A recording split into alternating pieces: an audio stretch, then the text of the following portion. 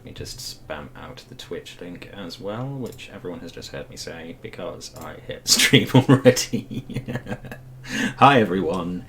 Late night Blood Bowl action for me, not for Kitakaze. It's early night for him. Just a tad. So we will just spam out this link and then we'll be right with you. I believe they are in inducements, so we're not missing anything as yet. And here we go. Jim's Rats versus Dinos for Sotek. Miners mixed. Yes. So this should be fun. This is the first time I've actually got to cast a Jim game, so I'm quite excited about that. They've just mentioned that they are now out of inducements, so games should be going live in just a second. Cool, cool. Yeah, it's not quite coming up in my searches yet.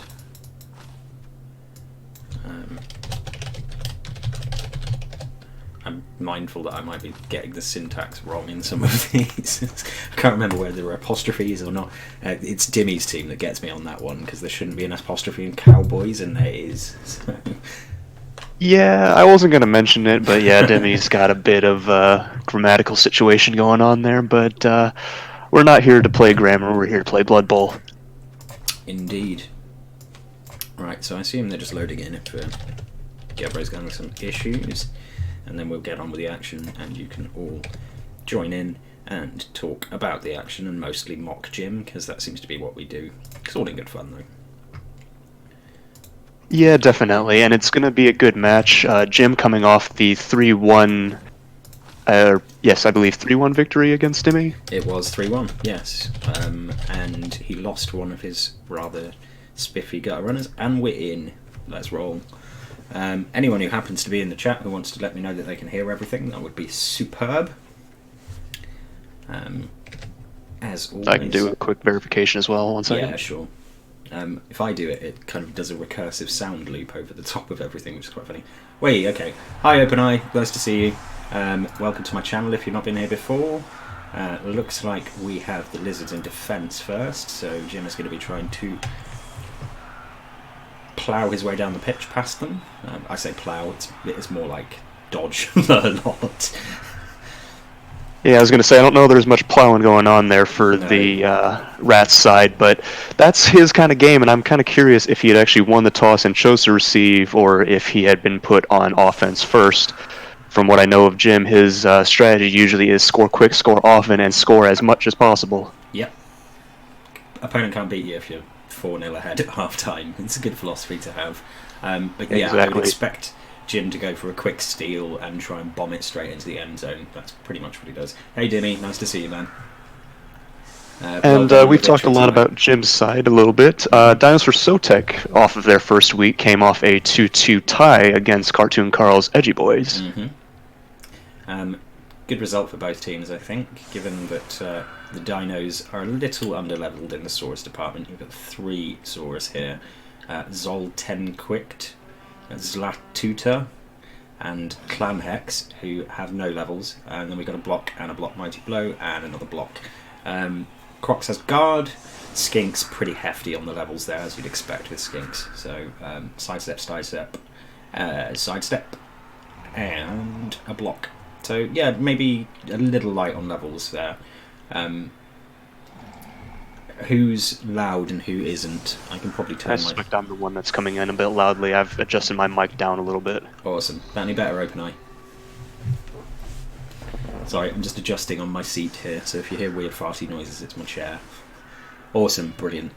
We'll go from there then. Yeah. Alright, and if you hear any bumping of my mic going up again, just give me a quick shout out. This thing doesn't have a very good slider, as it slides on its own. Alright, mate. That is cool. What are we expecting tactically here? We've already talked about Jim. I think Dinos for Sotek are probably going to want to go for removals. Clear off those line rats so they can concentrate on battering the more valuable pieces. Possibly see some attempts at skink leveling, Saurus leveling rather. I'm just going to have a look at the SPP. Yeah, these are very unleveled. Got 2 with 0 SPP and 1 with 2. Oh! Skink down. Good start. KO though, so he could come back. Did we see anything in inducements here? I don't think so. Doesn't look like it. Must have been pretty even then. Man, I think that is probably the 4th or 5th, as that's a really good kick. I think that's the 4th or 5th rock that I've seen thrown in the minors so far of the casted games. Yeah, it's been crazy. Fans There's are not liking these everywhere. players on the pitch. I think it's Audrey. She's just annoyed that she lost to Visk.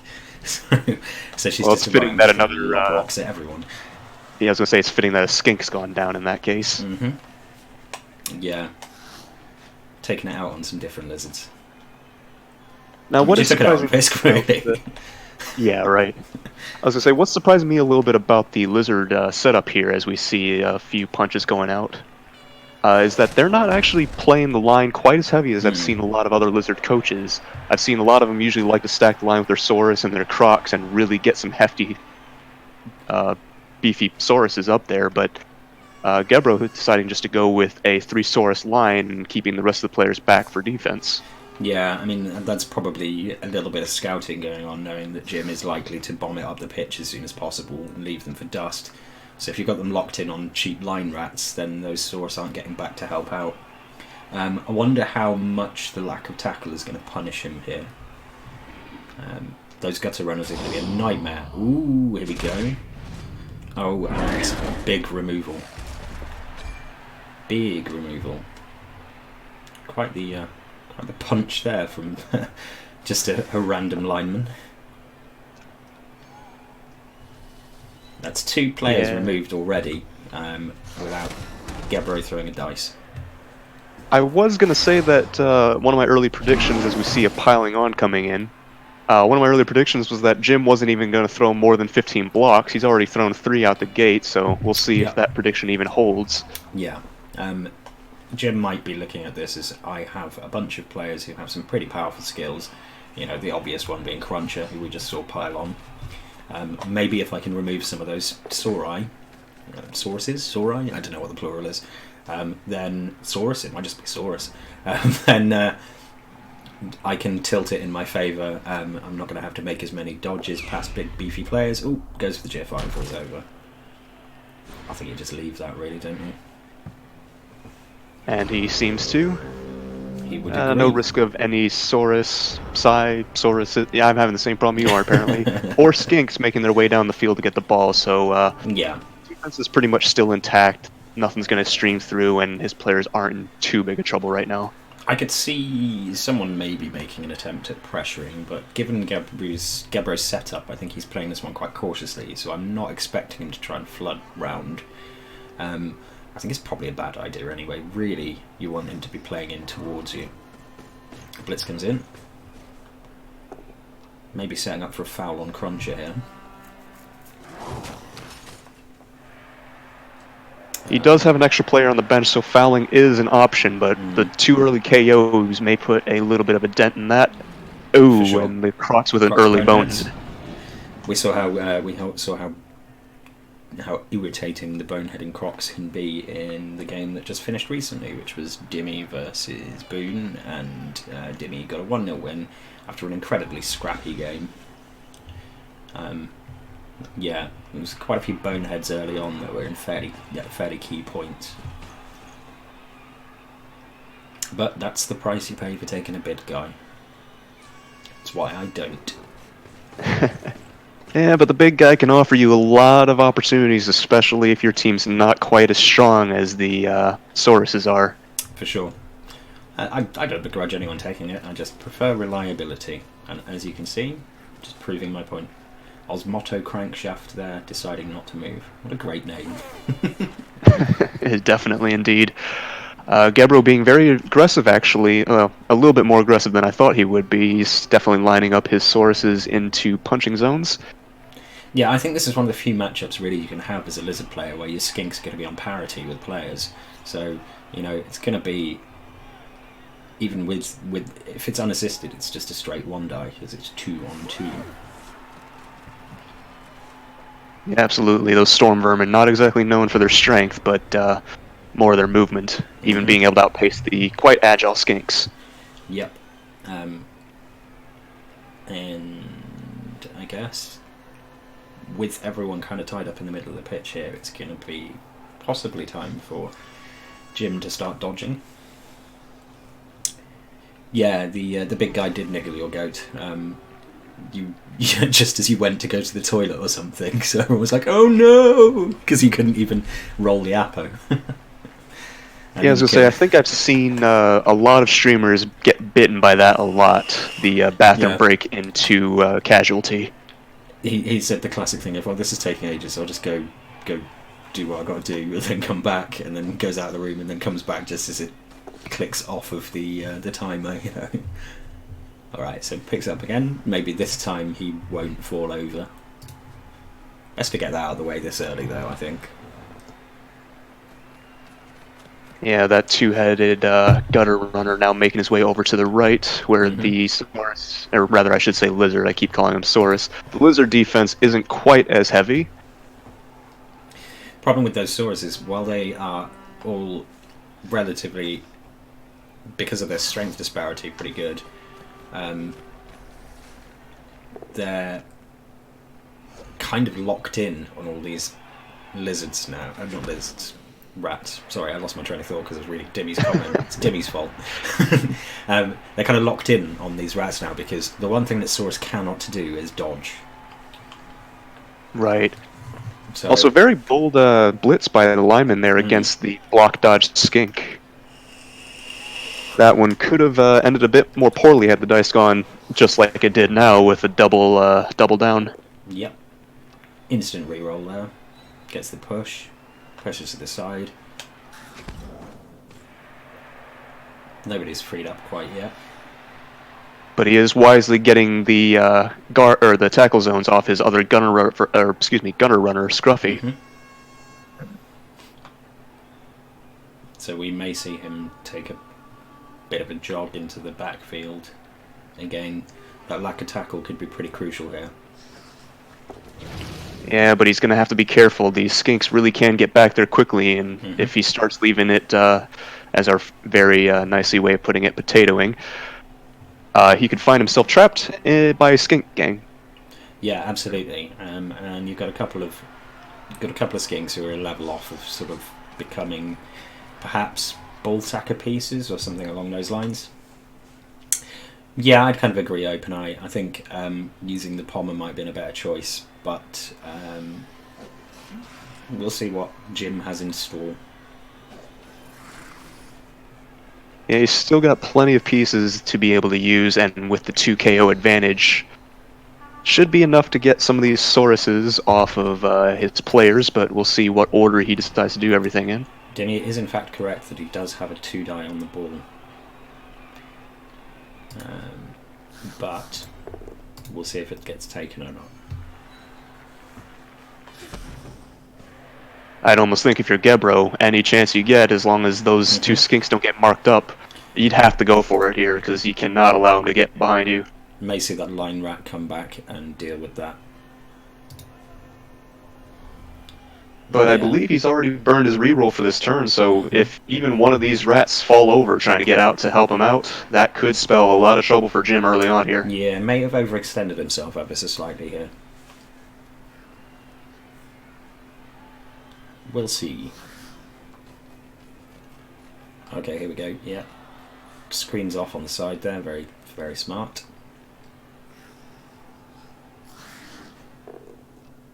Ooh, goes for the 1-die.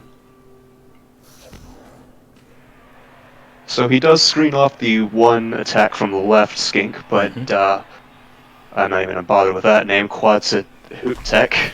That's about as good as I got, folks. He still has a chance for a 1-die block, and that's not bad odds.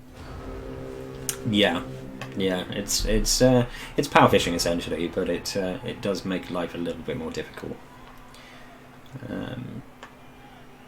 Pretty cagey start so far, really. I mean, Gebro got really unlucky with the 2 very early removals, 1 via rock, but they could be back for sure.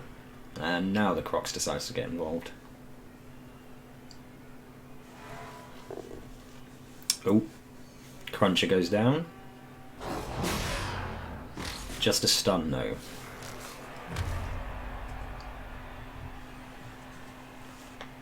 Big stun though. And that's Cruncher stuck on the Crocs now when does get up, assuming that Crocs doesn't go wandering off somewhere else, which seems unlikely with 2 rats in base contact. Yeah, but I'm sure that Croc's going to get a little bit feisty, provided he doesn't bonehead again. He's got 2 nice juicy AV7 targets to whack. Oh yeah, AV7 targets with no skills. Okay, here comes the blitz. Oh, and it's straight into a POW. And going to go ahead and mark up the ball carrier with that Saurus. I would expect the skink to come in and do the same, perhaps. Not a bad ploy overall, I think, but the lack of tackle, as I think you mentioned earlier, is really going to come back to bite Gebro here. Yeah, my prediction here is that this is going to be a Jim victory for that reason and that reason alone. That lack of tackle is going to be punished. But just to make things a little bit more difficult, here comes another skink for Mark. So, forcing Jim to make the dodges, which is the right call. And he's not going to have the easiest time removing that Saurus that's marked the ball carrier right now. There we go. 2 on the other Storm Vermin. Heading him in. No armor breaks though.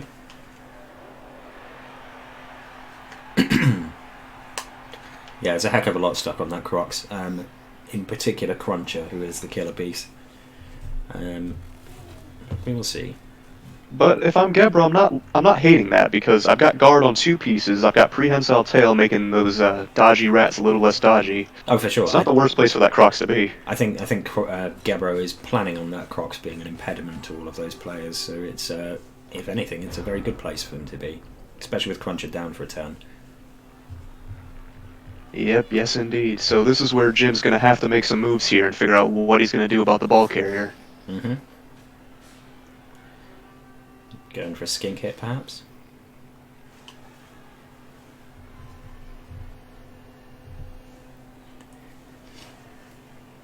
Yep, correct, OpenEye. If you'd used the Pommer to blitz last turn, then you'd have a grounded Cruncher, but he'd be back. Alright, so we get the hit on the skink.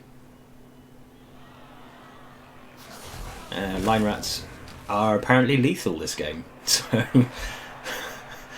that's a knockout and a badly hurt from a couple of line rat blocks. Well, I hope he wasn't planning to use that skink, because he's not getting him back for the rest of the game. Nope. Which drops him down in terms of skink numbers to just the 2 by turn 3, which is pretty crucial, because you kill the skinks and you kill the lizard's ability to score. Yeah, and Gebro's just probably looking at this right now and wondering what he's done to piss off Nuffle, because he's dropped 2 KO sources and now an injured skink. He's running out of players fast, and Jim's going to be able to outrun these guys in a minute here. There we go, doing his thing. He is a really difficult player to stop, Hurry. He's only a touchdown away from hitting level 5 as well. Yeah, and it's going to be hard to slow him down with no tackle and no real way to stop the 2 heads from just doing 2-head things. I genuinely dread to think what he's going to get next. Well, we know this is, as we have an attempted dodge out that didn't quite go so well. Goes to the reroll. And no. Again, America being the venue for this game is meaning that I'm slightly behind. Yeah. That is true. I will try to pause just a tiny bit longer to give you a bit of a chance to catch back up, but at this point, Gebro's got a good opportunity to get a Saurus attack on the ball. For sure. Oh, that's a nice little stun to go with it. That's both Storm Vermin down on the ground. Yep, there is a very easy blitz here on the ball. I would have hit him from right next to him and pushed him against the sideline, but either way, it doesn't matter, he goes down. Now that's going to be a tough place for Jim to recover from without doing some crazy dodging, but that's pretty much Jim's modus operandi, so we will see. I'd like to see perhaps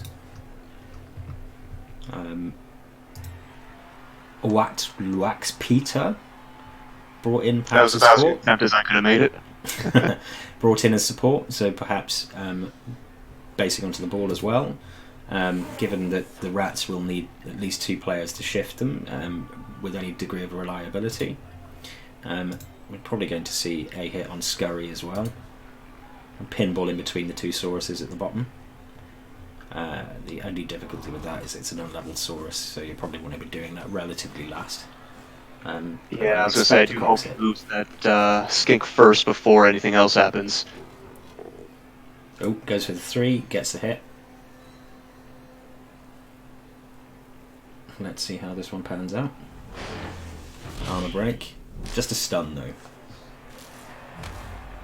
But that's another gutter runner down on the ground, which means one more viable, I should say with rats anyone's viable, but one more viable piece going down on the ground. Yep, so that is all 3 gutters in fact down on the ground. I think Jim is probably going to have to do the hurry, dodge into a tackle zone, pick the ball up and leg it play here. Yeah, that's what I wanted to see. That skink comes in and... Oh, actually goes for the pickup, but fails.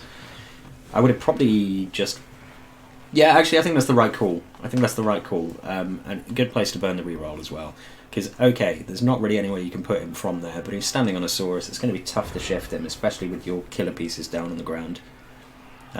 Yeah, I'm not sure I quite agree with that. I would have probably just liked him to base up the ball, put 2 guys on instead of 1, but I can see what he's going for, get the ball away from Jim and make him take some hits.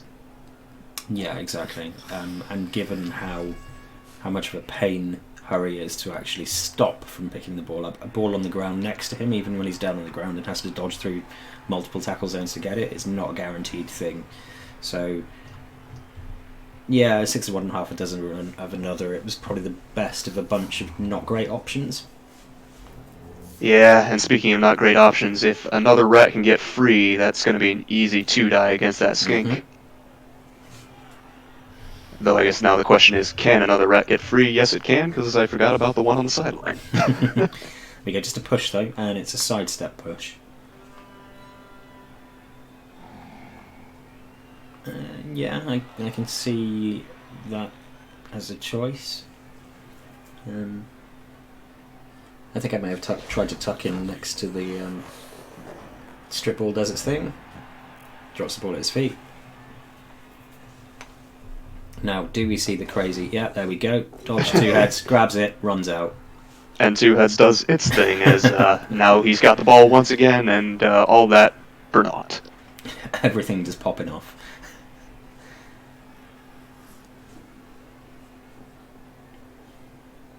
Though Gebro wisely on his last turn make sure to get a Saurus back behind his line, so he does have a last line defense now that the skink from that was playing backfield earlier is in the mix. Absolutely.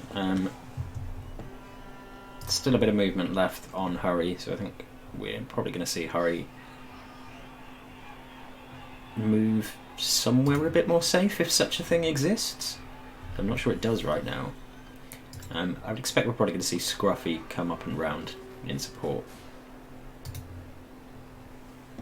Yeah, that's about as good a position I think Jim could have probably gotten the ball there. He's got the Sauruses tied up, but if he doesn't decide to take out that Crocs, he could Gebro could easily get Talaxiolt, the Saurus that's next to him, out and free. Yeah. Alright, so gets the hit on the skink. Makes life a little easier. Although that skink looks like it's being built into a natural ball sacker with blodge skink.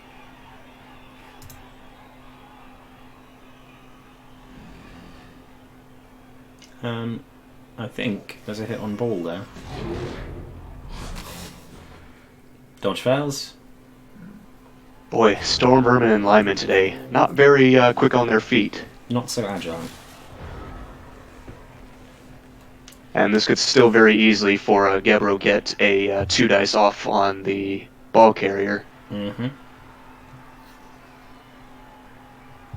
But I guess it all comes down to if that Crocs decides to bonehead at the worst amount of times.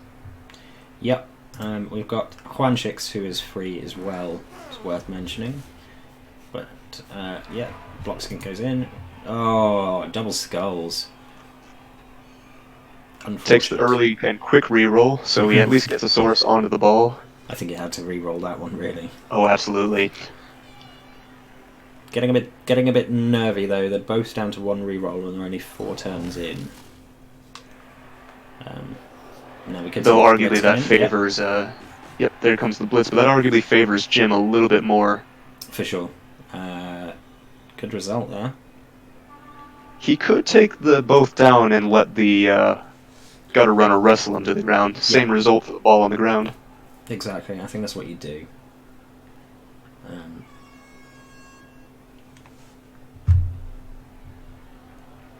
I'm not sure why Jim is delaying taking the wrestle. There we go. Ooh. Line rat fails to pick it up. It's not a bad scatter really for the lizards.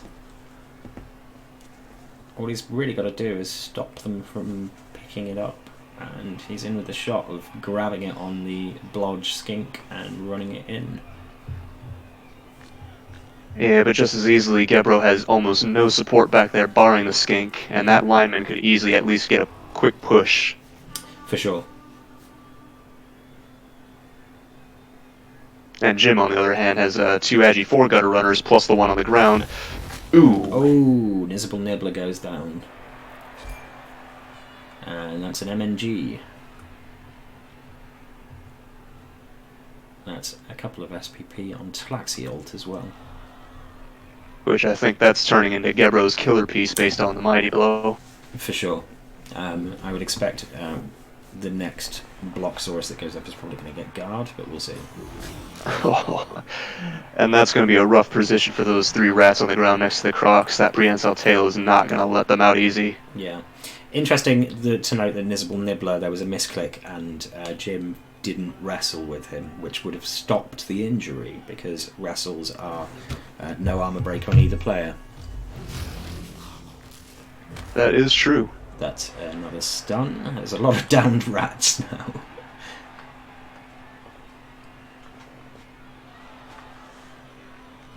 Yeah, and looking back through the log, it was a both down, so it's a little surprising that Jim didn't take Russell there.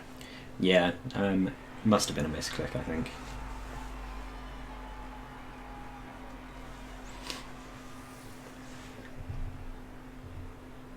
Now, I'm thinking that what you do is you get a Watlax Pitter. That's what that'll do. There we go. Stunty run in, and you support that skink. Perfect. That's exactly what there we go. Do. Now it's going to be just that much harder for the gutter runners to even get in there. Mm-hmm. I say that. There's still the 2-head guy. There's still AG4. Yep. It's never all that hard for the gutter runners to get in there, unfortunately, for anyone playing against rats. So we are just expecting to see more Jim magic, I guess.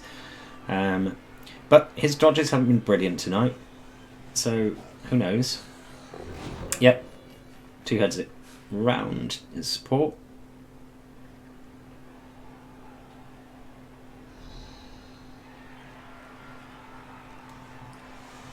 Here comes the hit to try to get rid of one of the skinks off the ball. And I suspect one of the 2 free gutter runners will come in and try to clear the other one off. That would be the smart move, I think. Probably the downed one is going to go for the blitz. But we'll see.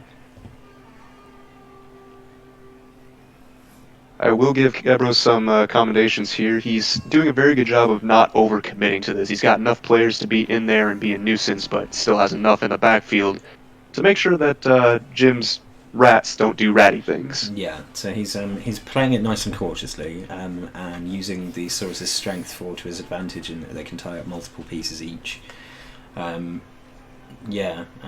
think we're going to see some sort of attempt to clear that skink off the ball. There we go. That was what I was expecting to see. Now, does he go with scatter? Yeah, for sure. So no scatter necessary. Yeah, wrestles him down. No misclick that time. So I think we're going to see the attempt at recovery here. Question is though, where does he then go? Well, if he can get Patchite Ring, the lineman up by the Saurus on the left end, to come around and mark that Saurus, or he's just going to run the gutter runner right on up anyway.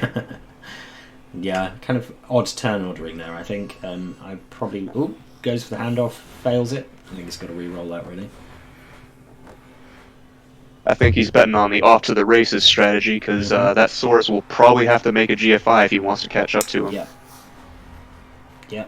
Or not. He's going to leave him in prime hitting range. I would have taken the GFIs, because even if he falls over, as long as he doesn't go off the pitch, then you've still got a chance of recovery. Yeah, I would have preferred if he lined up on the sideline. I know that's not the greatest place to be, but that would have forced a GFI. Yeah, this is looking a little hairy. We may see an attempt. Yeah, I thought we might see an attempt off of a dodge off of the Crocs, which is never a brilliant proposition at the best of times. Stormvermin have done literally nothing this game. They've just got punched out. Oh yeah. Here comes the blitz, though, I suspect, and it's going to be rookie on rookie here. Mm-hmm. And gets the hit. That was the very definition of a potato, you are correct, Jimmy. Kitakaze, apparently your voice sounds very filtered or robotic and echoey, according to Murty. I think he's giving you some dissing there. That also could be part of the microphone as well. Not sure I can fix that for this stream, but I'll do my best to get a new one for the next one. I can hear you just fine, so maybe it's Murtadash's ears. Please don't kill me, Mr. Chorf Coach. But appreciate the feedback, Murdy. I'll see what I can do next time. As I say, I can't hear it, so I'm not sure what that's all about. Very strange. Maybe Kitakaze just sounds like a robot. Shh. I, for one, welcome our new robotic overlords. I'll do a quick play around with the mic while you cover the rest of the action, as I think Jim's going to be in a little bit of trouble now. Sure, you go right ahead. Okay, so yeah, as we can see, we have a situation whereby the ball is now down. However, we have a gutter runner in range, and I don't really see any skinks available to recover that ball. And you've got a skink who can pull back towards it, but he's not going to get there even with GFIs. So the lack of skinks in the backfield means that this is really Jim's to recover. We are going to see... Oh, and the Saurus fails the GFI. He is debating it. Uses his last reroll. Okay, so we now have two Saurus on ball. I'm not sure I like that one though so much. There we go. That's the markup. So we're looking at multiple dodges to get that and a pickup. Now I wonder if we're going to see the Croxicle head back. To be honest, I would keep the Croxicle there, or even just move it one square forward so it ties up all the gutter, the storm vermin again. Because otherwise, it's pretty tempting to just bring Cruncher out and hit Quacksahutek.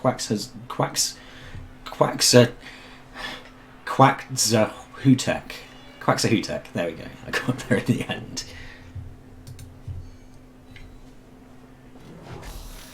Names never making it easy. No, they really don't. The Blodge Skink. I'm just going to call him the Blodge Skink from now on. But yeah, he's kind of... yeah, there we go. That's what we wanted. That could have been a massively difficult to deal with Bonehead had that happened.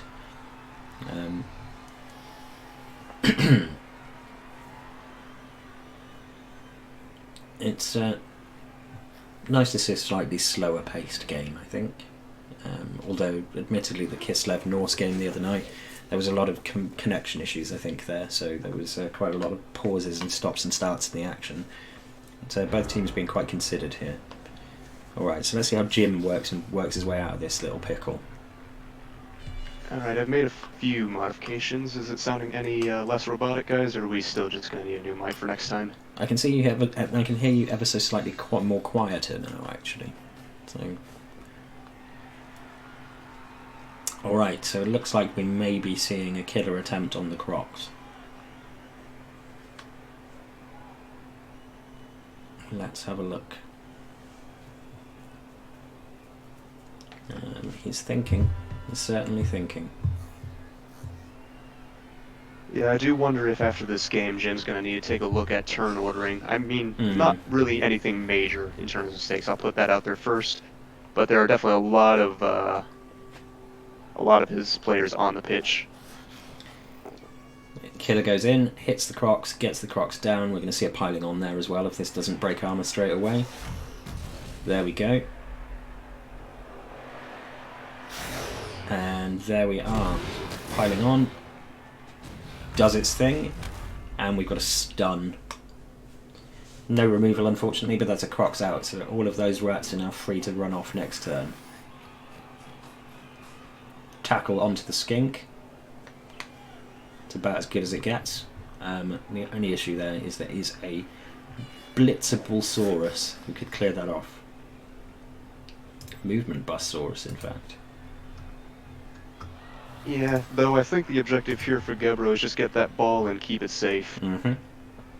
Just stall it out until you can start building up a Saurus cage next turn. Hope you get your skinks back as well. Gutter Runner goes in.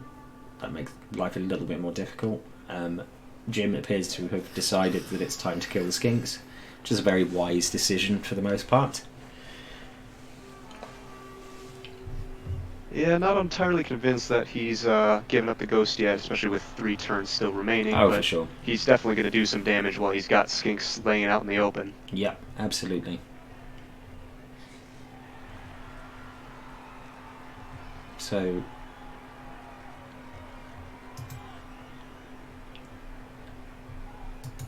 I would suggest that Patchite Ring is probably out of it for now, because really standing up is just, I'm going to get surfed now by. I could conceivably have seen him trying to dodge away from the surf and just accepting it if he goes down again, but we will see where we go from here. Just a push on that one.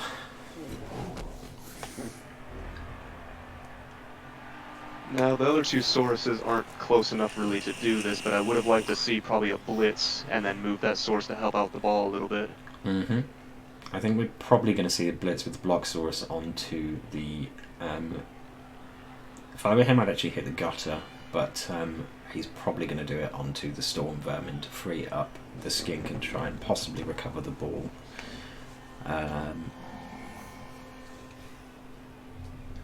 You have to like the odds of that one going off, but it's also worth noting that does mean Cruncher gets up next turn.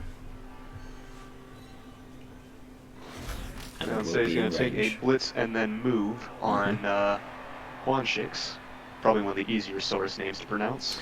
Yes. And move him up to help support where that Crocs had been. Yep. Ties up the Gutter Runner ever so slightly, although we do know that Gutter Runner is a nightmare to get rid of. Yeah, it's a stunty 3+3+, but he's got no rerolls left, so he's only got 2 skinks on the field. Though I'm not too unhappy with the decision just to keep the 2 Sauruses on the ball. That skink, while important because it has a level, is still fairly easily replaceable comparatively. Oh, for sure. And of course it doesn't even matter anyway, because Stunty does its thing. Yep. Yeah, sticks the skink up in the backfield. Presumably as some sort of safety, just in case we get Gutter Runner things happening. So, I can see a way through for Jim here, for sure. I would probably go for a red die on Zoltan Quict, with the Storm Vermin. Use the lineman for the assist. You could actually assist with the other Gutter Runner here actually as well, and then send Hurry Up to pick the ball up. You probably have to use... We do also have Wrestle on that Gutter Runner, so if they are going to take so you can sack 2 the red ball. die, yeah, that may even be the better option. But yeah, I think it's probably Gutter Runner bullshit time, as Murty says. oh absolutely. Got to And then at capitalise the end of the effect. turn, At the end of the At the turn, end of the sorry? turn, if he still doesn't have anyone on the ball, might as well just try to dodge out that lineman, see if he can scatter the ball somewhere else. For sure. And you've got to take advantage of that Croxagore being down and get as many players away from it as you possibly can. Because he won't be down for long. Well, he might be. He could bonehead for the next 2 turns, to be fair. It has happened before. Though he does have quite a bench, this might be a good time just to go ahead and step on that Crocs just a little bit, see what happens. Yeah, there's a nice little unleveled lino there who could be in prime kicking position.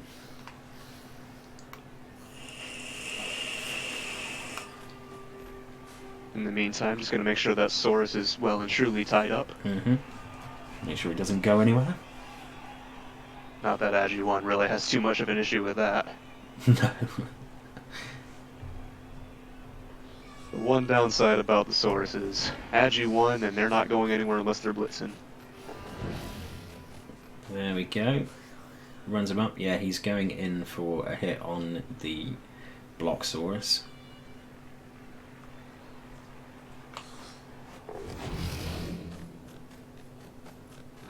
I mean, he got the levels, I commend him on that, but I really hate watching these gutter runners just doing their thing. Just dancing around through tackle zones like they're not even there. It makes elf bullshit look normal.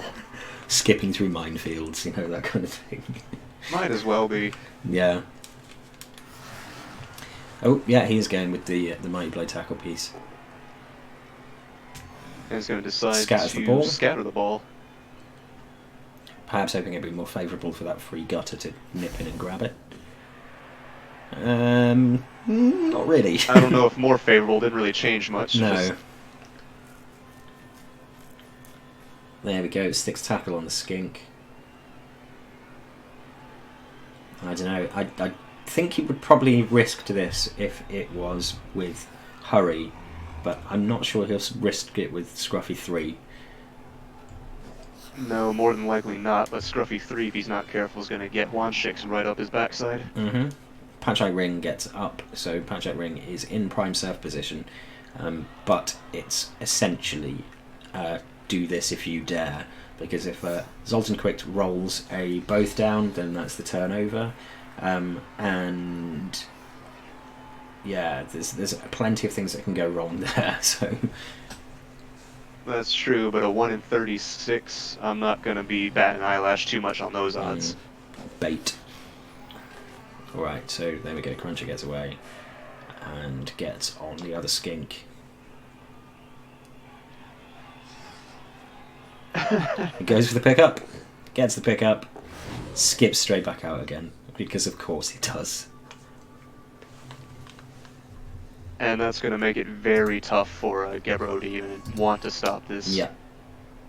I mean, there is the possibility of the last man skink, blodge skink hit, but that's to get off tackle first. So, yeah, this is going to be possibly a Jim score. I think that's looking increasingly likely at this point. And that's some precious SPP on Scruffy number 3. Yeah, Jim's naming scheme very apparent how many Scruffies he's going through. Yeah. Yeah, goes ahead and takes the, gets the serve. Yeah, it takes the 35 out of 36 chance. Not really much of a worry on that one. I guess it's not quite that way. A both down would be bad for him too, but for sure, it's still a virtually non-existent chance that he's gonna have a problem there.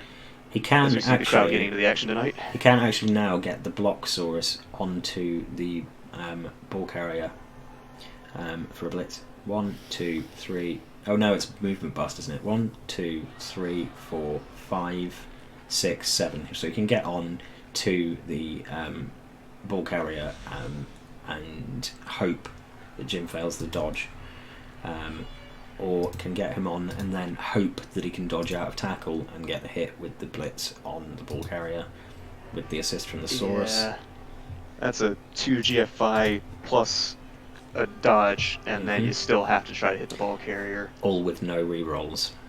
Exactly. So we're kind of down to, you know, scraping the bottom of the barrel for things that you can do here.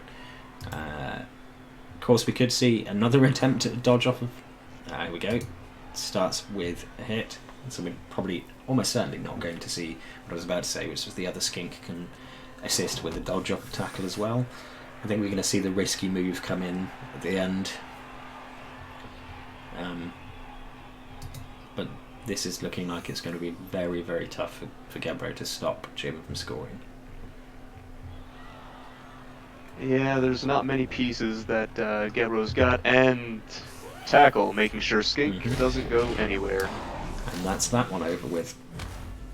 And that will guarantee the score for Jim, so long as he decides to go for the score. Which I can't see him doing anything else except maybe bringing up the gutter runners to assist his storm vermin in taking a hit at Quaxahutek. There we go. I keep stumbling over that particular name. Which, in fairness, yeah, he's just going for the score. There were a few chances I saw out there that might have been taken for 2 dice, but that would be a little risky with no rerolls. Yeah. Alright, so there we are. We are in on the first one. Let's see who gets up. Dead Ninja 1. Yeah, that one's not getting up. No one gets up. So none of the knocked out lizards got up. That rock must have been pretty hard. But luckily for Gebro, he's going to have halftime to be able to see if he can get some smelling salts out of the locker room. And in the meantime, he gets a few punches in as well. I don't actually know if lizard one-turns are a thing. Oh, with skinks, absolutely. Yeah, I've never really looked at one-turns particularly because I think they'd break my brain attempting them, so... and orcs anyway, I mean, the likelihood is pretty slim there. It looks like Jim's not going to set up a true one-turn defense. He is going to get his guys back and out of punching range. But yeah. I don't know. I can see why he's doing this. I would probably like to set up a one-turn since he still has 3 very agile skinks on the field. Yeah, for sure. But not the wrong decision from Jim. Just making sure that he keeps all of his important pieces back. And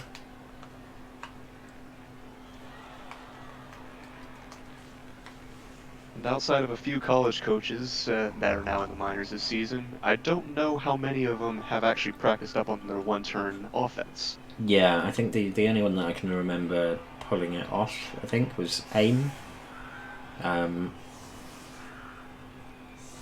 sure there's a few others floating around there. Jim, obviously. Yeah, I was going to say, I'm fairly certain Jim has probably practiced his one-turn offense. I don't know if anyone's really tried it against him. Yeah, possibly focused with his wood elves, but I've not seen that attempted on his part. I think it's kind of one of the last things that you kind of look at if you're not natural one-turn teams. But yeah, if you had movement, you should. You are correct. Yeah, it wouldn't be too difficult, especially with Stunty. He's got 2 of them back there for ball carrying, but looks like he's just setting. Yeah, he's going for punches. I mean, it is his drive next, so if he can score relatively early and then turn Jim over, then he's got every chance of taking this as a 2-1. Yeah, but also at the same time as we see a high kick come out, I almost want him to stall out until turn 8 and play for the tie. It's almost not worth scoring early and giving Jim 4 turns to run it down the field again. For sure. Him not going for the one turn here basically tells me he's playing for ties. Yeah, I think you're probably right there. Hey, AIM, how you doing? As he goes with as many names as he can think of for you. Yeah. I have many names. Some call me the Wind Singer. Others call me Black Pete. It's obscure British comedy references for everyone. Gotcha. Oh. Double skulls it. Not even going to be able to get all of his hits in. I know that pain. At least it was just a stunned. So he will be back. Yeah, I vape a lot. It is a thing I do, especially when I'm nervous. I'm not particularly nervous right now, but it is late. I am a nicotine junkie. It's one of my few vices. Nicotine and Blood Bowl. So we'll go into the half 1-0. He's going to get both of his knocked out players back. But of course, Jim's got a very deep bench with his lack of care for the linemen. Yeah, those linemen are entirely expendable, the poor little buggers. But that's as it should be with the rats. Alright, so yeah, I was going to say, no one in their right mind is going to insure Blood Bowl players, but no one in their right mind will insure rat Blood Bowl players either. Going in for the rule of 5 there, it would appear. Keep those spicy players protected. It'll be interesting to see whether Gebro sets up for a full-on offensive drive or sets up with a more conservative setup. It's Kitakaze, yeah. Hello.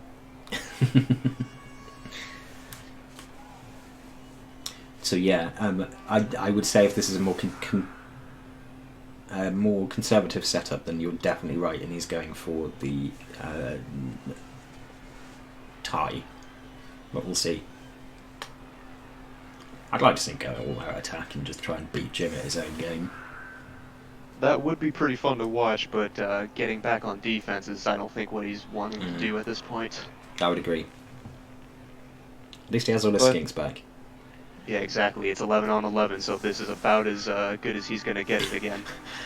We all know how much you hate Lizard's aim. Interesting setup. Not completely out of the norm, though. I mean, he's got a lot of block pieces that can easily punch up and down the line here. Yep. I am a little bit interested to see what he does with the Mighty Blow Saurus, because he's not taking it for a blitz, instead of just using it to punch a line rat. Yeah.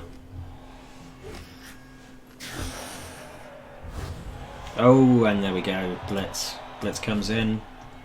And it's a really shallow kick as well. That is some Jim bullshit right there. Prime. Yes, it is. Prime, fine cut of Jim bullshit. But that's exactly what he planned on with the kick piece out there. That's why, yeah, the kick piece out there. So yeah, you've got an unleveled Saurus, about to get thwacked, and then he may even catch the ball as it comes in. I was gonna say he's got a two-headed storm vermin coming in. Gets the hit. He'll probably pile that one as well, just to be sure. Not with KO. Oh no, yeah, KO. I actually thought it was just a stun. For some reason, my KOs have been more sluggish these days. But yeah. And now he's just going to cage up that ball spot, throw the gutter runner there, and he's going to have a laugh. Yep. Because those Saurus currently are all tied up. And they ain't going to get much more untied, so it's going to be skink play here. There we go. Screens it off. That is absolutely the roughest way that this could have started for Gebro.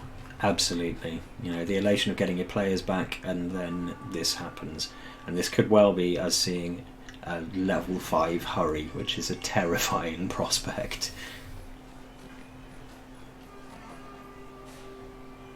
Yeah, this is going to feel really, really bad for Gebro. But that just showcases exactly why kick is one of the best skills to have on an early lineman level. Mm-hmm. Yep.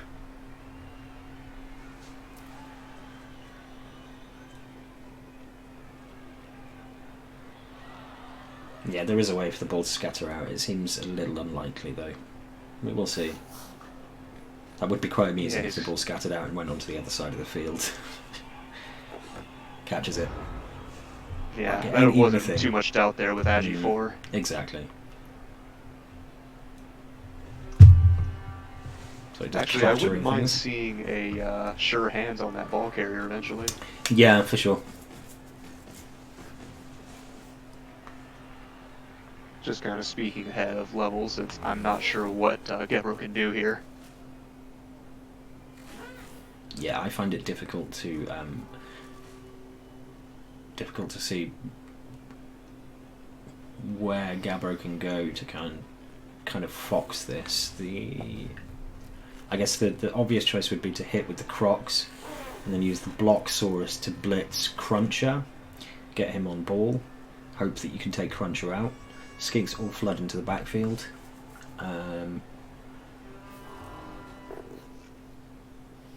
Yeah, there we go. That's the hit with the Crocs. I think. Oh no, it was a hit with the Saurus. So we've got an active Crocs in the zone now. So as long as that Crocs doesn't bonehead, you can chuck him in there as well. Yeah, really get some hits on the front running guys, especially that mighty blow piece. Yeah.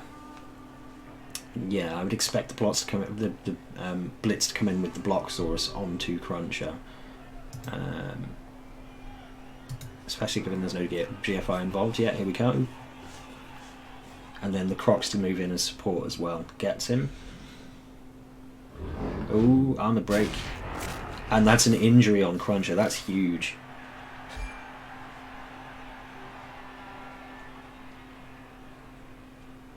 A little surprised he didn't decide to follow that up, though. Yeah, I am too. I'm very surprised by that. Maybe he's thinking about getting the Crocs on there if he can get a non-boneheaded move. Goes for the hit on the right-hand side.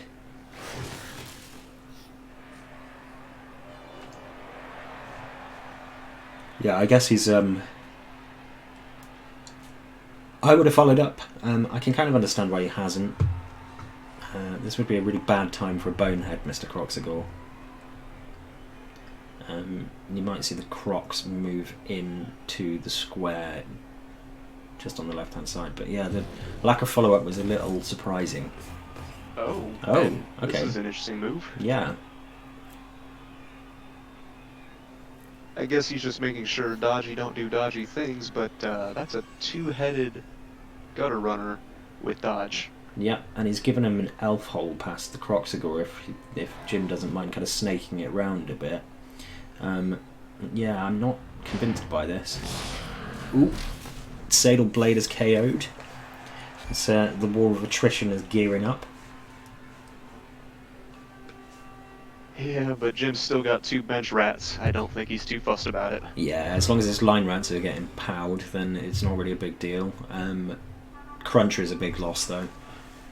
That means that for removals, really, he's just relying on Crusher or being extremely lucky like he was in that first couple of exchanges. Yeah, we'll see how he extricates himself from this one. Well, I was going to say, I know Jim likes to score a lot, but he could literally just run backwards and laugh for a little bit. Yep. Doesn't even have to push the issue at the moment.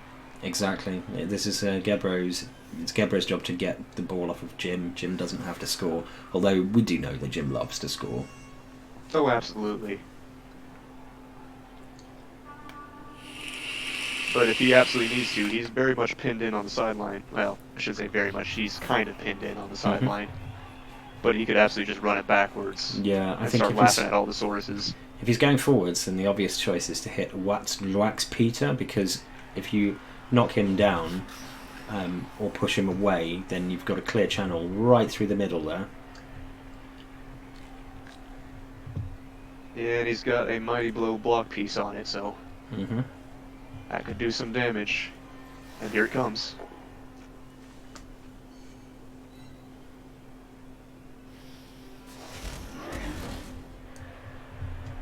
So yeah, I would half expect to see the blitz come in on Wax Peter. And I mean, he's in scoring range, so 1, 2, 3, 4, 5, 6, 7, 8, 9, 10, 11, 2 GFIs. Just hit the blitz on Wax Peter and push him out of the way, and then just leg it. That's 2-0 and that's GG's.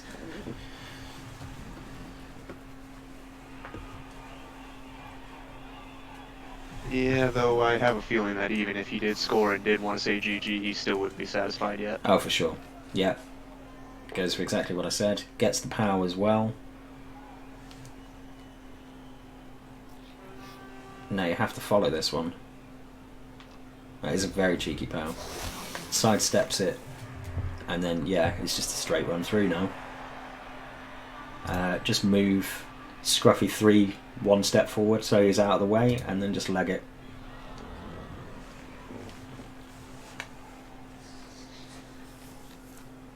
Oh, no, he's going to go for the pass to Scruffy 3, I think, the handoff or the pass to Scruffy 3, and then score with Scruffy 3, which makes sense. It's one less GFI. I think it's much of a muchness, though. That is 50 on Hurry, so he's one off another level. Scruffy 3 will level from this, though. And here he goes. That is a nice, easy touchdown. I know it's not really technically correct, but that was technically a defensive one-turn touchdown. Yep, it was. That was definite rat bullshit. That has to hurt for Gebro. Now, realistically speaking, the absolute best he can do here is tie the game. I can't see him scoring 3 times in 7 turns. That was a very, very nice play. Like, very, very, very well done by Jim. Yeah, kudos to Jim for finding that, and unfortunate luck for Gebro on the blitz. And then, of course, the kick coming into play there, showcasing the power of kick. Yeah.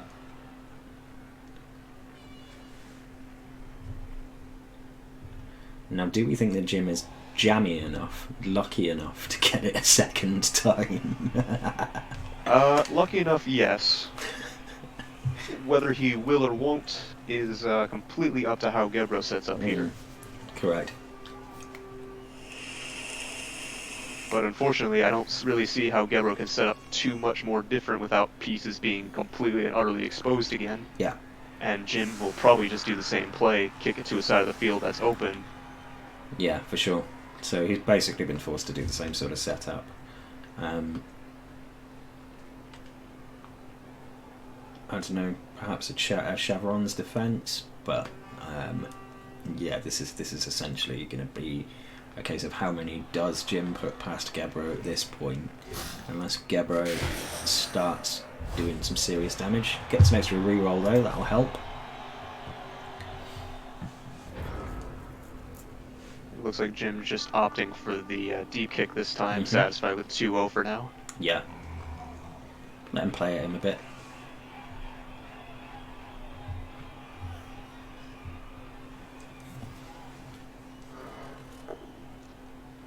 So Gebro going in with the hits, so nothing to the mighty blower.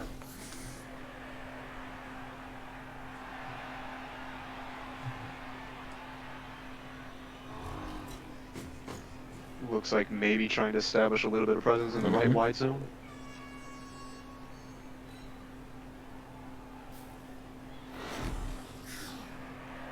While I don't mind that pushback, I really would have liked to see him push him onto the Crocs, give the Crocs a chance to take a swing. Give the Crocs a chance to take a swing. The Storm Vermin, well, one of them's off the pitch now, but the other one is not. He is 7 away.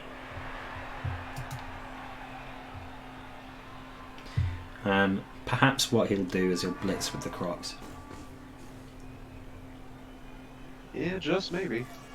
Because if he can blitz with the Crocs, he can probably... I'm just trying to see where he can shove him then.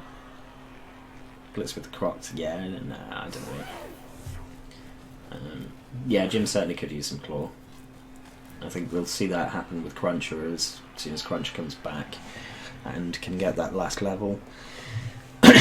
But it's going to be highly likely, I think, this game that we're going to see... Now Scruffy has gone a level up, so he's much more dangerous. I think we're highly likely to see a level 5 gutter runner with 2 heads, which is a terrifying prospect. Yeah, and I feel bad for anyone in the mixed division right now because I don't want to deal with that, and I don't think any of them do either. Yeah, I think on the strength of the 2 games that we've seen so far, Jim is probably going to be on a lot of people's list of favourites to take the division.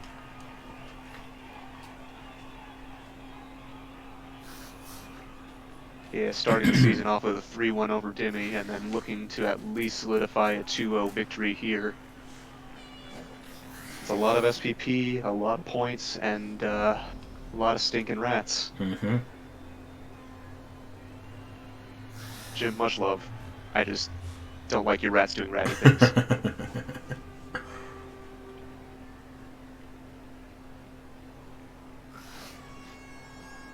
Blitz goes in on the Bloxsaurus. Gets the hit. That is an armor break. And wraps that nicely into a stun. And just for good measure, tucks that Storm Vermin back. Mm-hmm.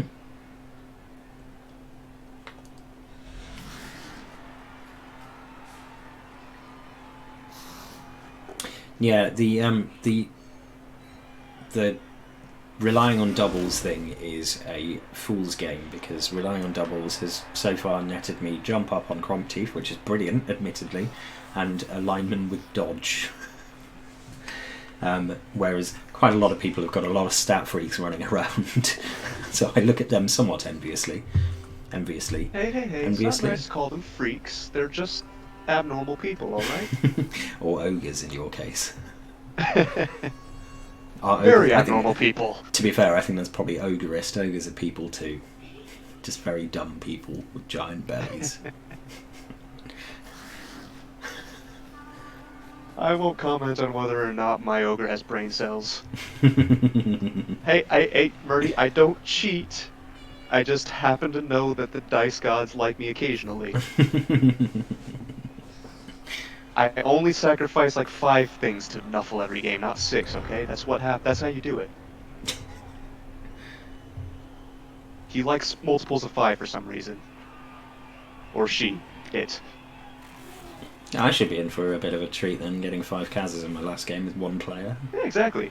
Who knows? Next time you level up, it'll be fine. Perfectly fine. Yeah.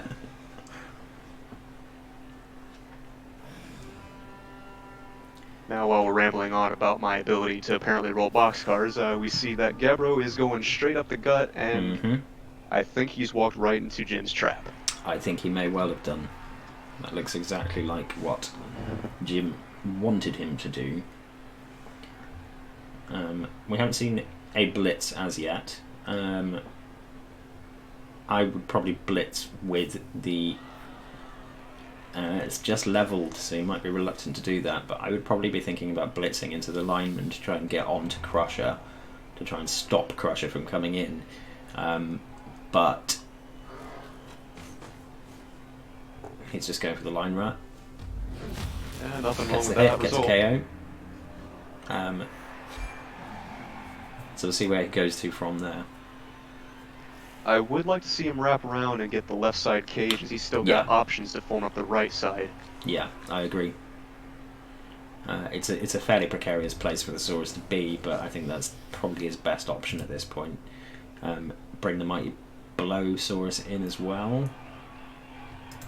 Yeah, he could form up a full Saurus Crocs cage here if he brings in the Mighty Blow. So I think that's what he needs to do. Bring the Mighty Blow in as the top right corner, and then bring in Tlan Hex as the bottom corner. Agreed aim, but given what he's done with the skink here, I don't really think he has much option here. This looks like Gebro is definitely playing for at least a draw here. Which I commend him for, absolutely. Oh, absolutely. That could be a bit of a hasty mission.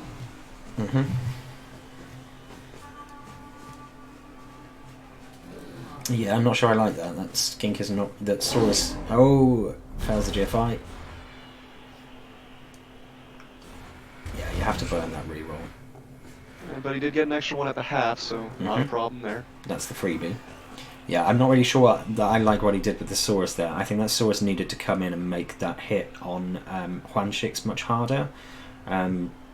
Probably bring him across the top there. I'm not sure. And I'd almost sacrifice a skink here just to protect Huanshix a little bit. Yeah, I would too. Because at the moment, that Saurus up at the top is not doing anything. He's not affecting anything that's happening with the ball in the middle of the field, and therefore is essentially he's dead weight. Yeah, I think OpenEye pretty much nailed it on the head. That Saurus is going to get hit real hard, real fast in a minute.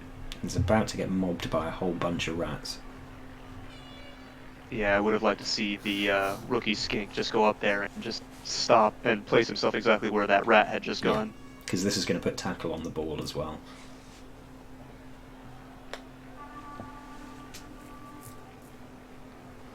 Assuming nothing wacky happens anyway. Yeah, but assuming nothing wacky happens is a bad assumption with rats. Yeah, the only saving grace here is that there's a distinct possibility that any attempt on that ball puts a gutter runner in contact with a prehensile tail, which makes dodging somewhat more difficult. Oh, just a push. And that was about the best result that Gebro could have hoped for there. Still has a 1 die if he wants to take it later in the turn, though. Yeah. Oh, I'm sorry. Actually, no, he doesn't. That's a 2 red die, because Storm Vermin is marked up by the skink. Oh, yeah, you are correct.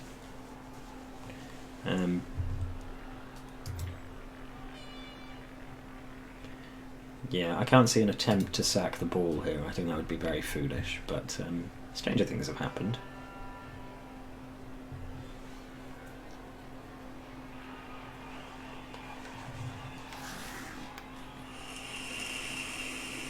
I was going to say he had some strength 3 that he could throw in there, since dodge should be negated by the tackle. That would have just been a straight up, essentially rookie versus rookie. Yeah. I think what I want to see here is a blitz with Lazwapek. Yeah, here we go. Here comes the sack attempt. Gets it.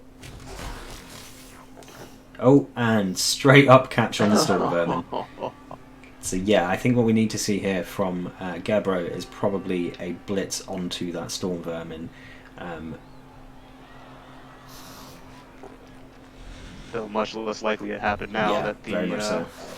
lineman has done his job. Yeah. Although if he wants to take the chance, you take the hit with the Crocs and move guard in on the ball carrier and then blitz from there.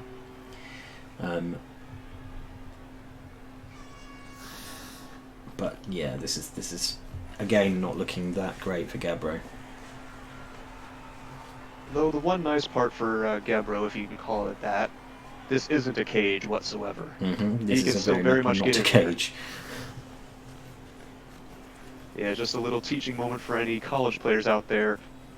Crosses are a cage. A plus is not a cage. Nope.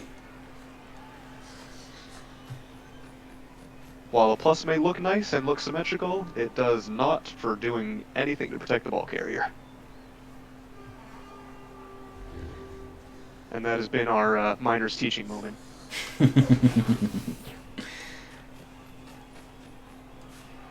I just noticed that skinks try and stop people dodging using their tongues sometimes. That's kind of disturbing. Yeah, a little helmet throw and a tongue. Yeah.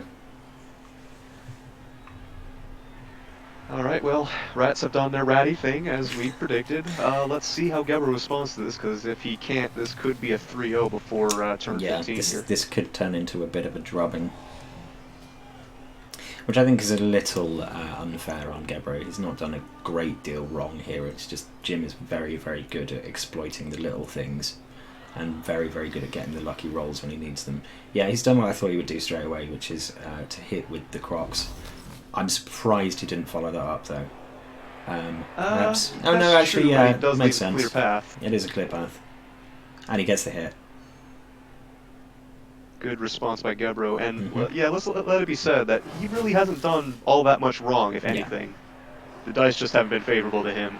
Yeah, and then that scatter again, scattering back that way. Not so great, but that Saurus that I said was doing nothing is now doing something, so that's a plus. Welcome back to the game, Zlatuta. Zlatuta. Exactly. I do like the fact that they've all got ridiculous, like, Aztecian names, and then there's Osmoto Crankshaft, the Croxicle. Yeah, I think Rand was complaining that there might have been some auto-generated names. I'm going to have to ask Gebro to confirm or deny that.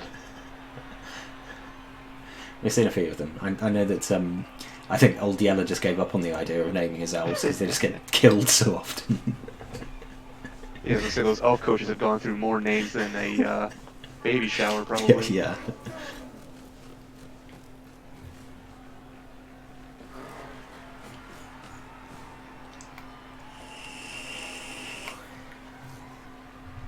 Yeah, not too much more Gebro can do here. Just swarm as many players to that ball and see what he can do. Yeah, the saving grace here is that there is no gutter runner in position really to go and pick that ball up right now, given that Crusher is in the way of Hurry, so Crusher would have to dodge out first.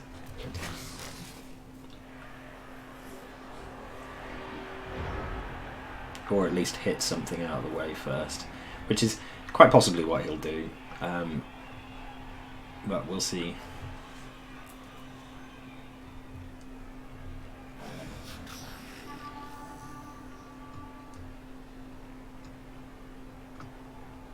Yeah, at this point, Gebro really has got to score soon to be able to even play for the tie. I think the win is 100% out of the question now. Yeah, I think he has to score this turn coming or the turn after that to be in with a shot at a tie. I can't see him scoring in any less than 3 turns.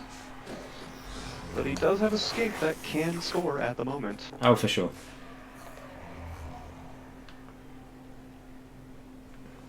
Now, whether or not he can get the ball, whole different story. As we see that Storm Vermin come jumping right back up and getting back into the action. Gets the push he needs to get him out of the way of Hurry. So Hurry, in theory, could jump up, dodge in, grab that ball, dodge out, start pegging it down the field. 1, 2, 3, 4, 5, 6, 7, 8, 9, and then a short pass, and then you've got another touchdown. Oh my goodness! Yeah, here we go. Just That's what I thought he was going to do.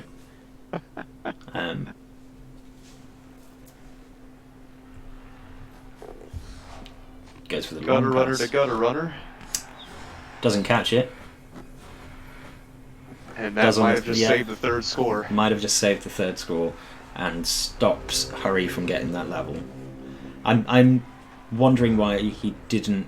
Yeah, okay, he was down actually, wasn't he? So I was counting squares as though he had full movement for some reason. It's late. Well, I think our favorite term's about to come in here, skink gang. Skink gang.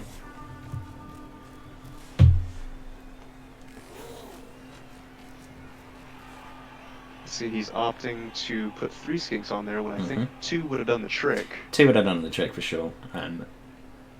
Is he going to croc splits the gutter runner? That would be hilarious.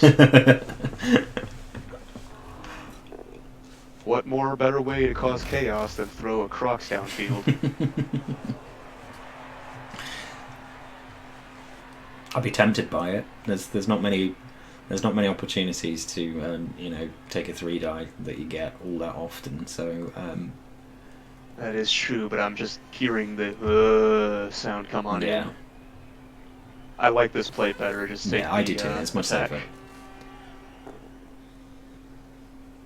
The problem is he really kind of had to score on this turn. Decisions here. Let's him wrestle. With that, he's got 2 pieces on the ball, but no attempted for a ball carrier. I think I would have taken the push there and just tried to reform. Crocs comes rumbling back downfield. But if you can't have 3 skinks on the ball, the next best thing is to put a Crocs on it instead. Oh, for sure. Of course, Hurry makes it almost useless to put anything on the ball, but we're not going to comment on that. If there's one thing that can stop Hurry, though, it's a prehensile tail. Not that it did anything last time. I'm not sure I was going to say that it made it a little more difficult, but that's about it.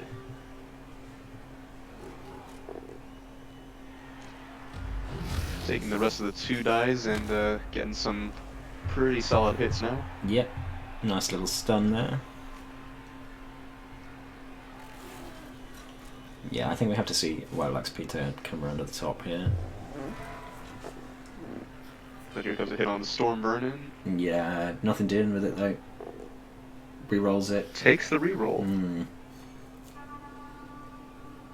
I probably would have saved that reroll, but I guess he's thinking my best option here is to go for levels. Yeah, as I say, you can't farm SPP right now off of touchdowns, so might as well take the hits where you can.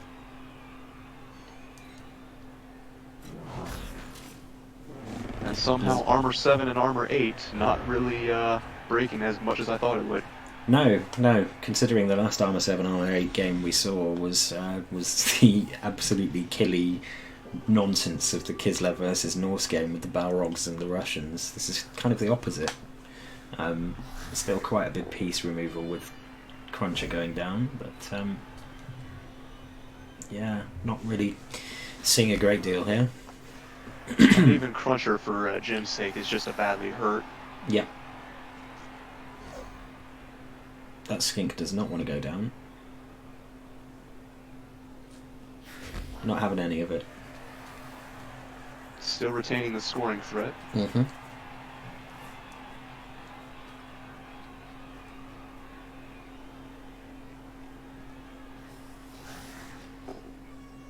Oh, double skulls. Instant reroll. No surprise there. He's barely done half his turn. Absolutely.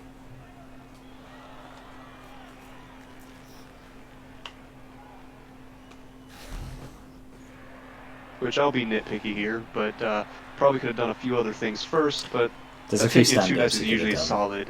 Yeah, taking 2 dice is usually a solid play. Dodges out.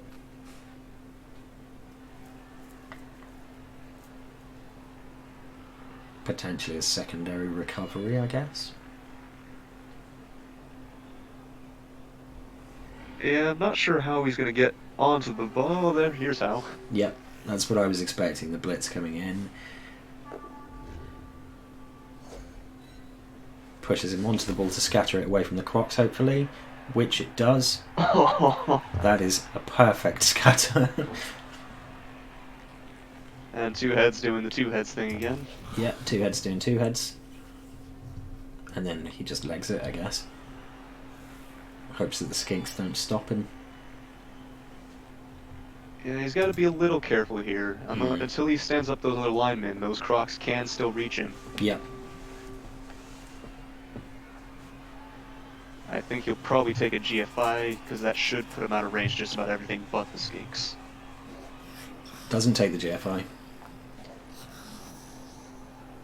Interesting move. Very interesting move. He has taken his reroll. That kind of makes sense, I guess, in the long run. He does end up standing up the lineman, so that's going to make Saurus a little bit harder to get downfield. Mm-hmm. Although, how far away is it? Yeah, blocking off the mighty blow guy from coming in. It's essentially forcing him to either use the skinks or the Crocs for this. Open eye looking for the Crocs or Saurus blitz. Sorry. Yeah. I read Saurus open eye. I did. I promise. I just kept thinking Crocs for some reason because he's standing right there too. I was looking at that, but Scurry essentially makes that a much more tough prospect. So 1, 2. Yeah. Even then, though, you could still get an easy 2 die with the skinks. Yeah, for sure. And still have 1 for recovery. And I'm wondering that, because he's been adding 3 skinks to these hits every single time.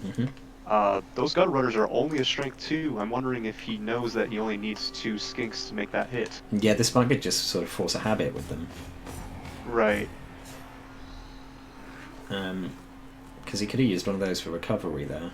But he gets a 3 die with the Crocs, so... Yeah. Interesting choice of first scatter direction there. I'm not sure I would have done that. But I guess he was trying to avoid it landing on one of the players who's already played this turn. I was hoping it'd be slightly more favourable than that. Here comes the MB. Again, turn ordering though here. He should have stood up the Sauruses on the line up there first. Because they weren't going to go anywhere, but they were going to stop those rats from coming down and assisting. Yeah, and again, just minor nitpicking for if the coaches do watch this back. For sure. We do this because we care, folks. Because we care. Wait, you do it because you care? Oh. Right. Some more 2 dice going in. Oh. If you're going to get double skulls, that's not the worst place to get one.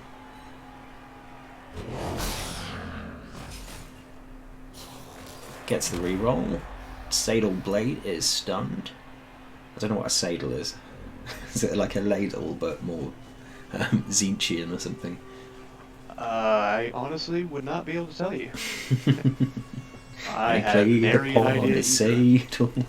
That's a weird song. I don't know why I'm singing that.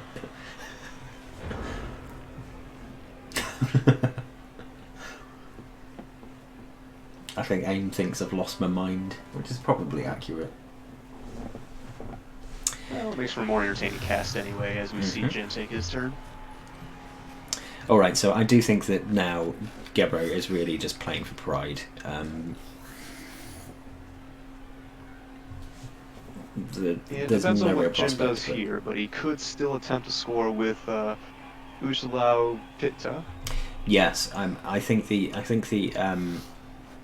point I'm making is that I cannot see him scoring twice in 2 turns at this point. Oh, instant reroll again. Scatters the ball.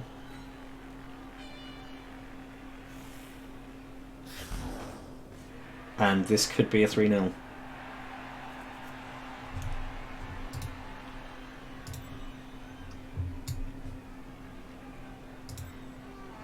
It's tough, but it's not impossible.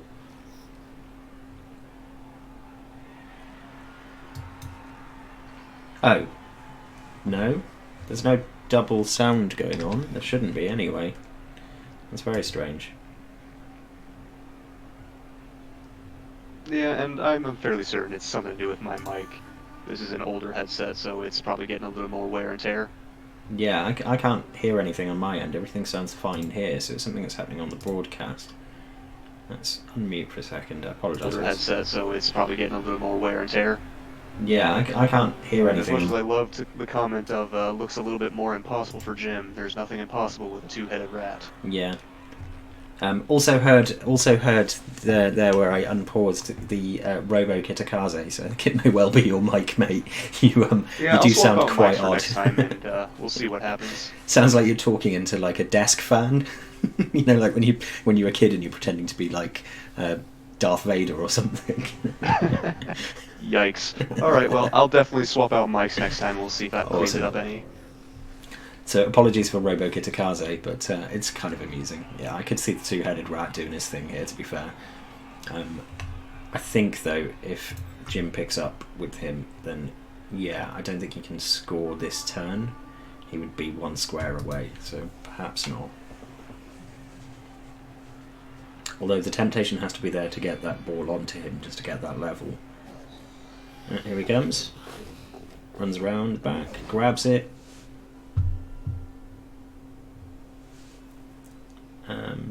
Yeah. There is another rat within. Yeah, goes for the pass. The pass is good. So I think we're going to see Skink Blitz here. Probably coming in from the left-hand side. Has to really come in from the left-hand side here, because if he gets anything from the top end, there is the potential of pushing him into the end zone. Oh, failed dodge. It is on 50 out of 51 aim. 51 out of 51. Oh, 51 out of 51. Leveled. That was a pass, actually, wasn't it? So yeah, you're correct. Yeah, 51 out of 51. That is a level 5 gutter runner. Yep, that was the level for the gutter. Hurry is now a level 5 and is going to terrify everyone in mixed. Gebro, I know you can't hear this, but for all that is holy, kill that rat.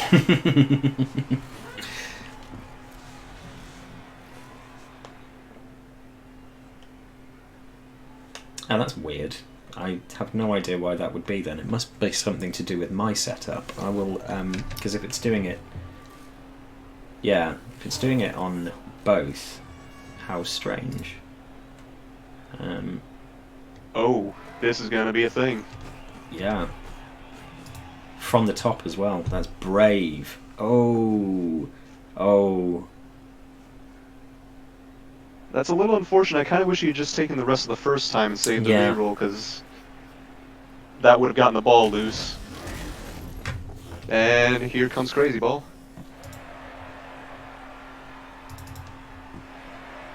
Yeah, very strange. I'm just going to play with my settings a little bit. let's see what happens. Does this do anything? Let me know if that's stopped aim. Yeah, I guess I'll mic up real quick just to help out. Mm-hmm.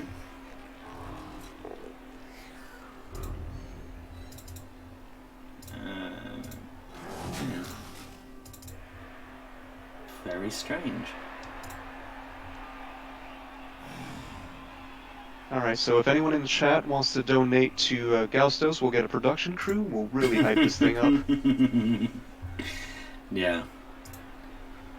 Yeah, I'm at a loss because this wasn't a problem yesterday, and I don't know. I really don't know because this wasn't a problem yesterday. Oh, does it?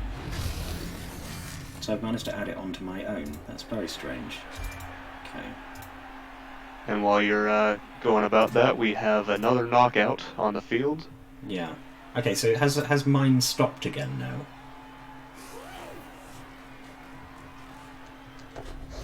Oh, and get a foul in. I'm not sure what that was going to accomplish, but there we go. How strange. I think that might have been a little frustration being taken up there. How very strange. Yeah, Open's got the right idea. We'll fix it in post. Okay, how about that? How about that? Do I still sound like a robot?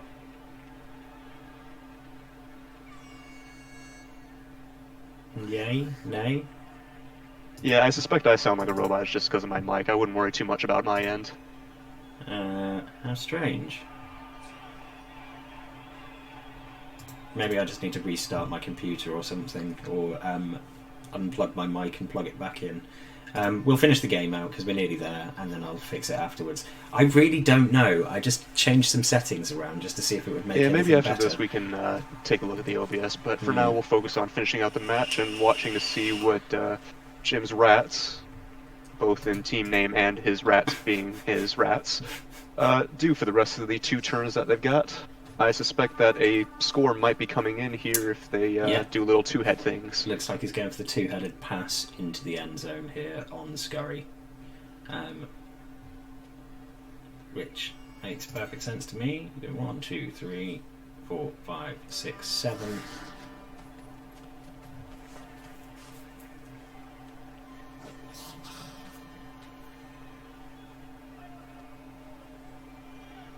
Oh, aim, that's not entirely fair. Aim. I'm having technical problems, okay? It's gremlins. I'm not sure what they are.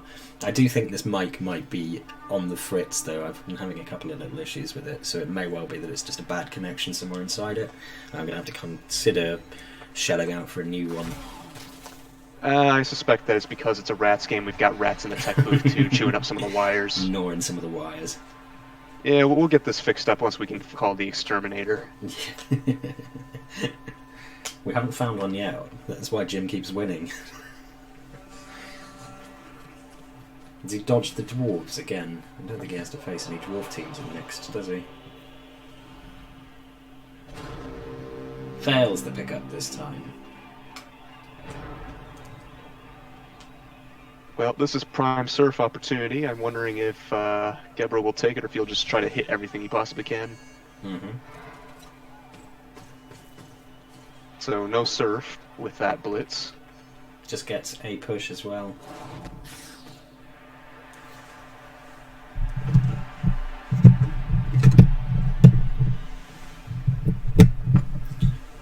Just tried unplugging my headset and plugging it back in. I doubt that's done anything though.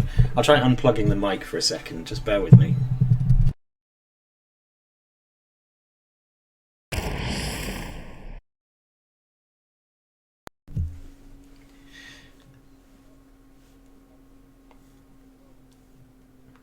Yeah, I would have thought so. Any better, anyone? Yeah, I don't think Gebro necessarily did a lot wrong here, but like I said, that lack of tackle really hurt him. He couldn't really stop the rats from just running rings around him and doing whatever he wanted. Yeah, so it's definitely the mic then. If I'm unplugging things and it's coming back better, then there's probably some sort of issue with the connection from the mic to the computer. I might see if I can get a new cable or something, and that might take care of it. Oh, the game sound's gone off. That's helpful.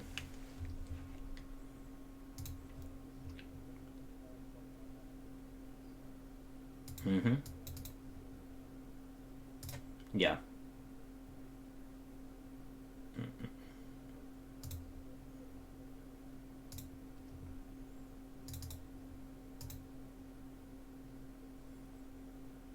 Yes. Okay, how's that?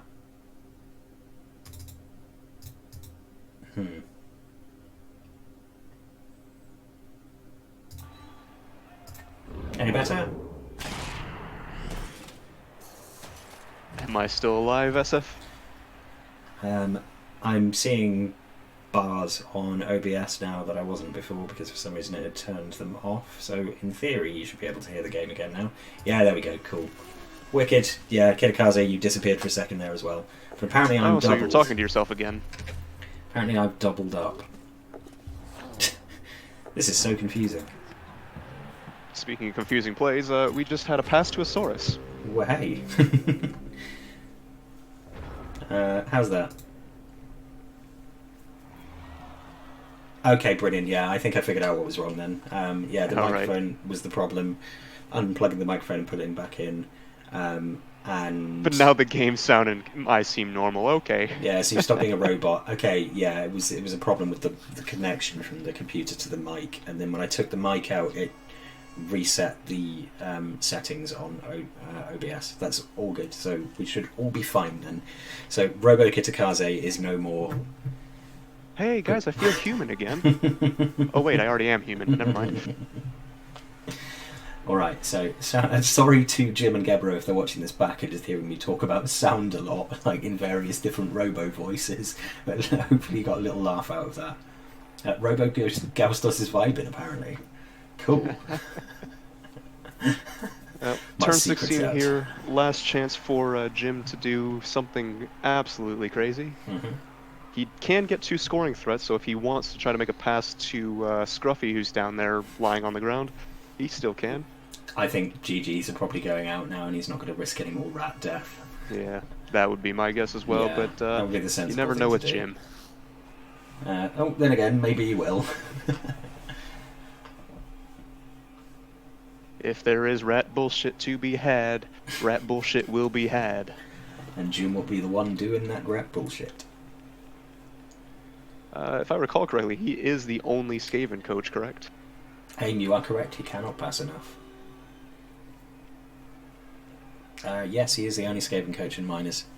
There were a couple of others in college who went the distance, but Quaddleclean's team were a battered mess by the end. Yeah, 1 square off with double GFI in the gutter. Correct. Book and just skip the ball in.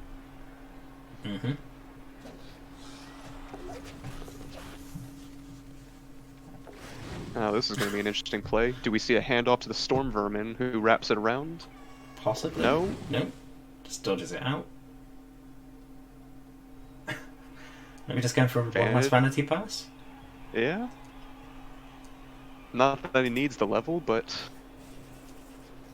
Yeah. Maybe we'll see the rare Saurus interception and get a level on the Saurus as well. That, I think, would be about the only dice that Gebro's gotten almost all night.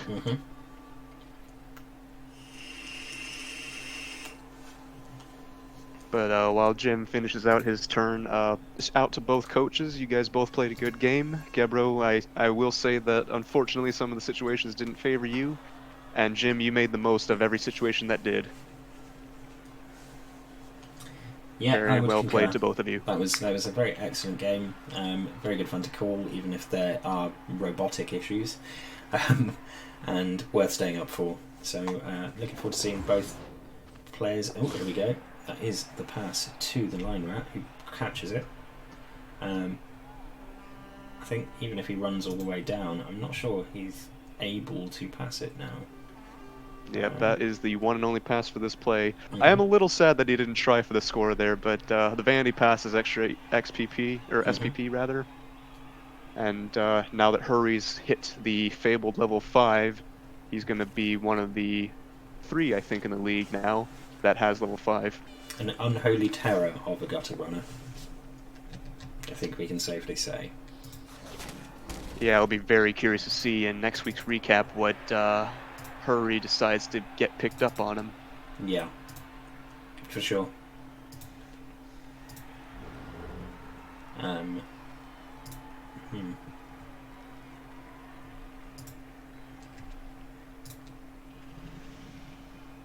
a ball carrier foul just to end the game. Well, hey. Foul's a skink, just for a laugh. Nothing doing. Well, that was an enjoyable little game. Let's take a look at some of the stats. So we have Jim's Rats with 43% possession of the ball, 32 blocks, 2 KOs and 1 injury, 50 blocks for the Dinos for Sotek, 3 KOs and 3 injuries. Then we have, those are just the same things really. 5 for Scurry, 2 for Scalp of the Lethal, 3 for Hurry, 6 for Scruffy 3. So quite a high SPP game for Jim. Tlaxiolt gets the MVP as well as the 2 for one of those injuries.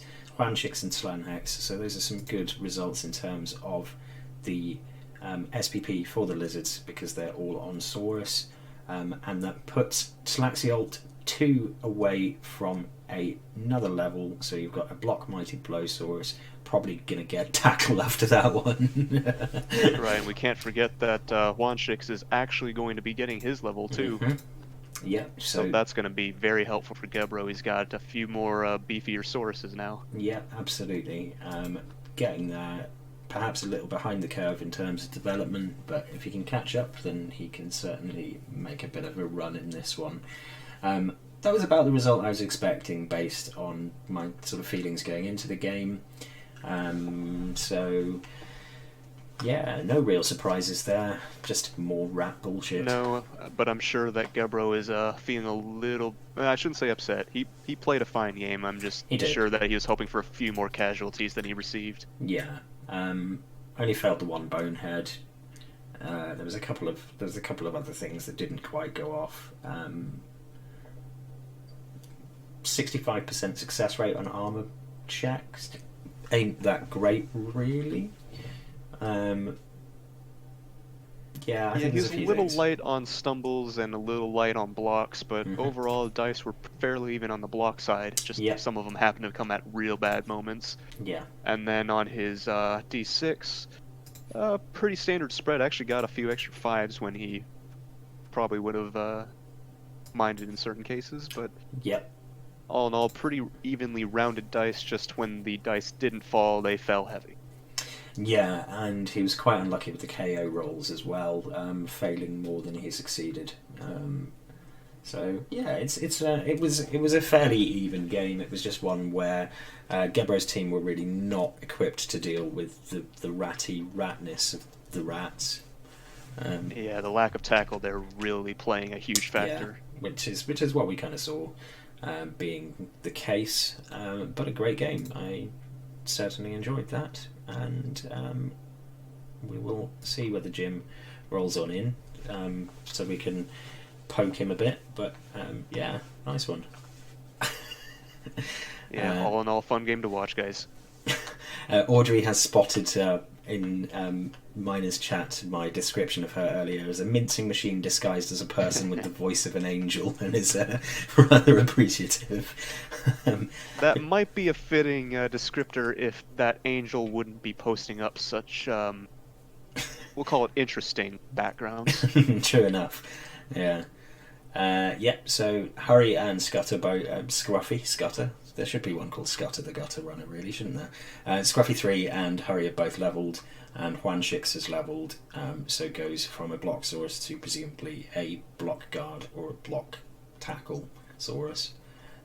Just the 2 MNGs, both of them on linemen for the rats. There was the wrestle misclick and just a unlevelled one who will probably go in the shredder as a result. Although he was on 5 SPP, so maybe he'll keep him around, given he has the deep bench, purely because he's 1 SPP off of being another wrestle lineman, which is not the worst thing in the world for rats. Yep, and thankfully no damage done to the Dinos for Sotek side.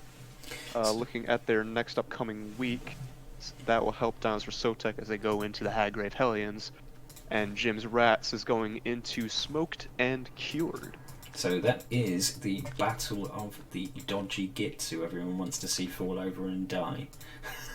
Yeah, I was going to say, whoever's watching that game is either going to be cheering for rat bullshit or elf bullshit. Yeah. But either way, from a human perspective, it's all bullshit. Exactly. So I think we'll leave it there, because it doesn't look like we're going to be joined by the illustrious Jim Miranda. Hopefully the pair of you give that a watch back, despite our slight technical issues. I'm going to try and figure out what's going on with my mic tomorrow. I might just need to restart my computer or something. I've got a habit of leaving it on for ages, and so it doesn't update the drivers properly and things. And hopefully that'll take care of it. I will attempt to cast something tomorrow if anything's happening, because I did have plans, but they've now been cancelled on me, so I'll be about. So if any of you who are watching happen to be playing games tomorrow and want your game cast, let me know. I'm also on a night shift on Saturday, so if you are playing American time and you're starting this sort of late again, that's fine, I can do that, it's not a problem. And I have my game against Focused at 2 o'clock in the afternoon UTC on Saturday, so Americans probably will be abed or not really around for that one. And yeah, you're on a bye, I think, aren't you, Kitakaze? I am. So I'll be walking into Rand's team next week, but until then I'll be sitting chewing on my popcorn, drinking mimosas, and hoping that he comes out more injured than I do. And presumably hoping that those MVPs fall nice and favourably for you. Yeah, I'm still in contact with my old mentor from college, so we're trying to debate whether or not I should be keeping my 3 and 5 SPP linemen, or if they should just be sacked for the moment. Just to try and farm that SPP onto the right places. Yeah, so that's going to be the big debate that I have going on into next week. The most of my troubles, if you will. It's something I'm probably going to have to face as well, because I have Thud and Trouble. Yeah, absolutely. And I think every team that has a bye, especially over in Europe with the 2, you guys will be having to make those decisions, whether you have enough coin to sack some players and farm the SPP better, or if you just feed it and hope it goes your way. Honestly speaking, though, I generally have enough coin at the moment. I literally had a Black Hawk, an unleveled Black Hawk get MNG. The first thing that happened was he got fired and rehired. So I was like, yay, I can burn some cash. Exactly, and that's the best part about having a nice little bank if you haven't been too horribly beaten up.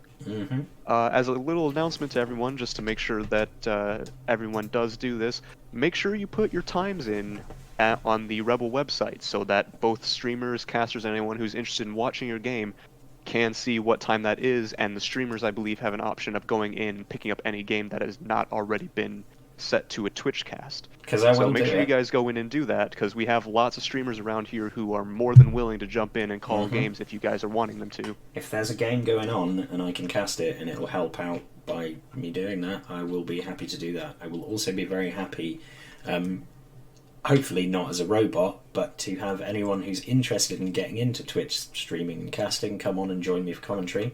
You get to occupy the Kitakaze chair, or if Kitakaze's here, you get to occupy the third chair that sometimes is taken up by Rand. So by all means, just drop me a message, ping me on Discord, whatever you like, and we can do it from there. Hopefully we can get some college voices in, and we can educate them in the ways of making terrible puns and making up nonsense like no banana. Yeah, I'm gonna have to kind of question you on that one a little bit. Maybe slow your roll. I have literally no idea where that one came from. I'm sure there'll be worse ones coming up at some point as well.